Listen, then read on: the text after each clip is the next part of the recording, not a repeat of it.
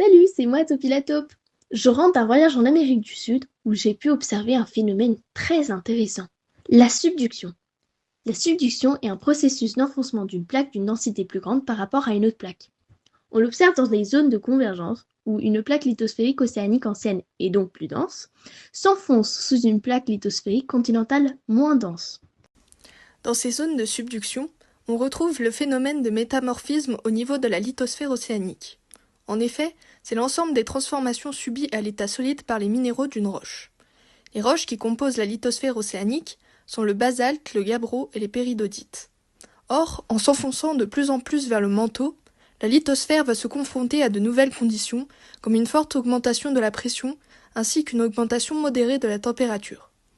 Les minéraux qui composent la plaque plongeante vont se trouver alors dans un état instable, du fait du changement de ces conditions de température et de pression. Cela va entraîner une modification de ces minéraux. La plaque océanique, avant de plonger, est en contact avec l'océan. Au fur et à mesure qu'elle s'éloigne de la dorsale, elle refroidit. De plus, il y a une circulation d'eau dans la croûte par le biais de microfailles. Et tout cela va conduire à une hydratation des minéraux qui constituent les basaltes et les gabbros, qui vont subir un premier métamorphisme, le métamorphisme hydrothermal. Les roches vont se transformer en métagabbros et en métabasaltes de type schiste vert, dont les minéraux caractéristiques sont l'hornblende, la chlorite et l'actinote.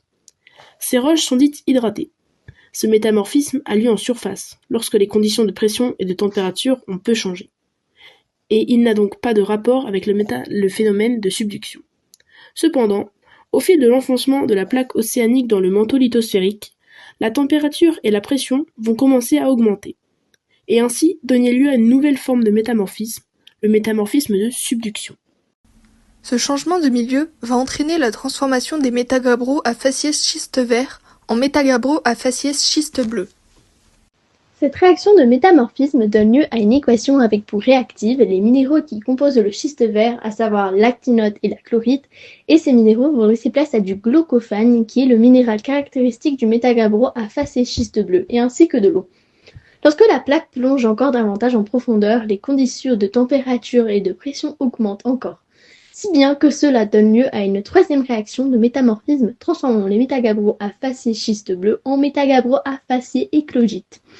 Cette réaction va s'effectuer entre le glaucophane présent dans le schiste bleu et le plagioclaste qui est présent dans le basalte de la croûte océanique.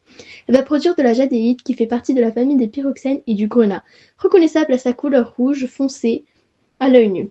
De l'eau est produite lors de la réaction du métamorphisme et va venir hydrater d'autres roches présentes dans le manteau, comme les péridolites, et ainsi les faire rentrer en fusion partielle.